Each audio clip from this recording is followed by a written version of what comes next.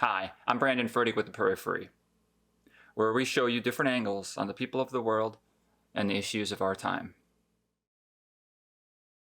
Now today I'm going to talk a little bit perhaps to my more conservative viewers. Lately it's been very easy for them to be critical of the situation that's happening in Afghanistan, and that's natural. There's a lot there to be critical of, and it's tempting in an ideological, like tribal team sense, because it's the other side that has been at the helm when this Afghanistan debacle has occurred. And this isn't to, of course, defend the situation or the poor choices or to belittle the suffering about what's happened there.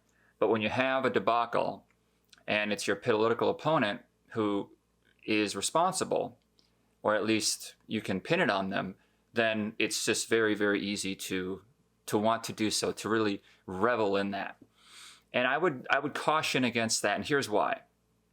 It's the same reason I gave when liberals were very quick to get on Trump for anything that happened bad in the country. It was Trump's America, the riots, and so forth.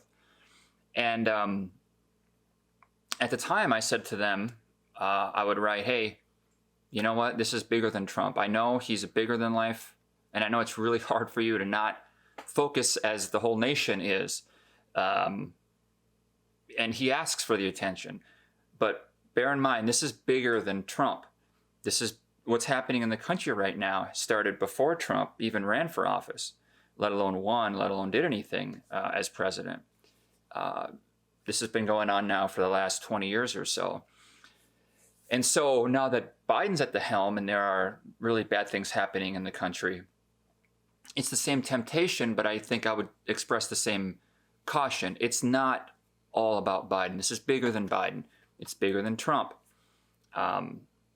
If you go back 20 years, even 15 years, when you start to see the first signs of candidates who were unorthodox that were doing really well, like Ron Paul, viral candidates, non-established candidates. When you started to see social media begin to take off and smartphones, in the 2010s, we then had strong social movements that really took the country by storm. First with the Tea Party and Occupy Wall Street, and then with Black Lives Matter in around 2016 or so.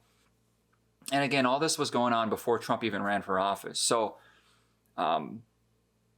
when Trump did, it was easy to look at him as the reason why the country was so divided, where there were all these movements. But he was a symptom of it, believe it or not. Now, he was certainly a cause for it too, but that was after it had already been in motion. You might have said he accelerated it, and I think that's true. But you can't pin it all on him. And I think it's irresponsible to do that, because then you think if you just replace him, everything will get better, right? And so the conservatives, I'll tell you the same thing now. You run into the same risk by thinking that, oh, it's Biden's fault, it's the Democrats' fault if we if we vote for someone different. But this is bigger than that, right? This is an issue with the foundational structure of the country being shook by the communicative technologies, right? The communication technologies, the internet, social media, 24/7 news, the way we're tempted by clickbait, the way we like to get outraged, the way social media has hooked us to continue that.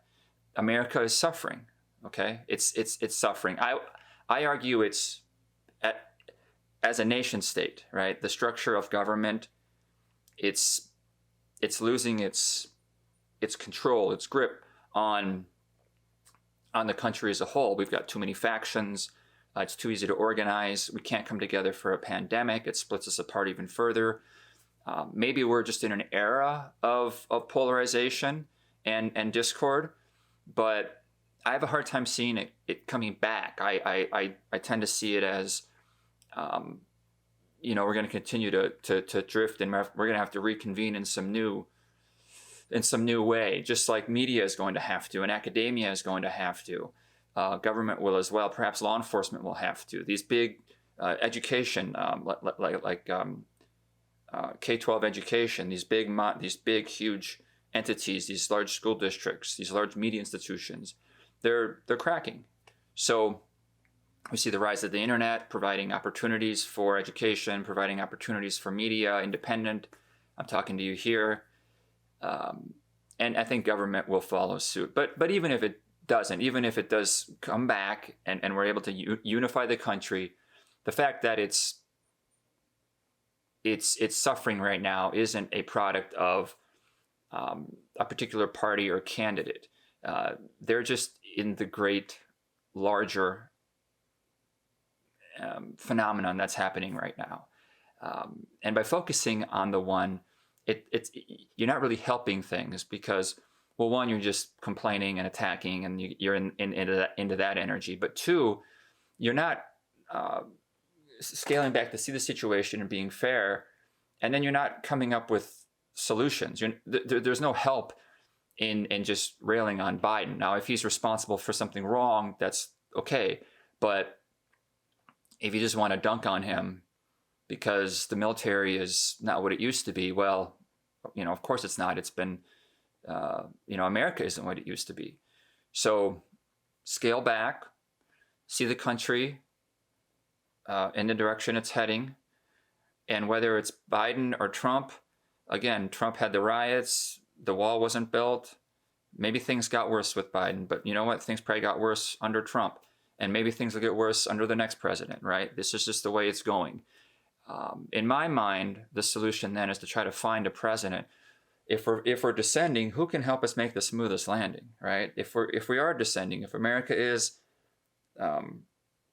it was the superpower. If it's descending from that as an institution, that doesn't mean Americans are going to struggle necessarily. I think some will.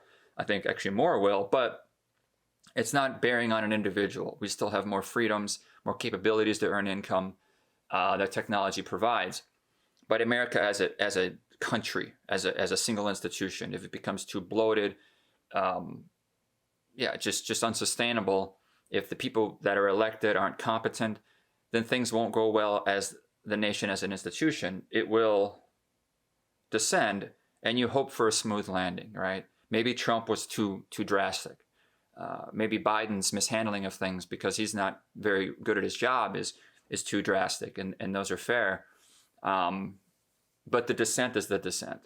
And so what we need to look for are solutions in America's absence. So if, say, Social Security isn't there, if, say, the police aren't there, then how are we going to fill in those gaps, right? How are we going to help our neighbors? How are we going to help perhaps rising homelessness, kids not being educated, things like this? So, I mean, this is why I'm starting the Periphery Foundation with the hopes that we can fill in some of these gaps. And the stories we offer here on this channel are those that highlight the social problems out there, which are vast, and which I believe after COVID, in light of the current shakeup of what's happening in the country, I think those social issues will proliferate. I think they will increase. So let's all keep cool heads and be productive with our time, and enjoy the day if you can. Okay. All right. Nice talking. Talk to you later.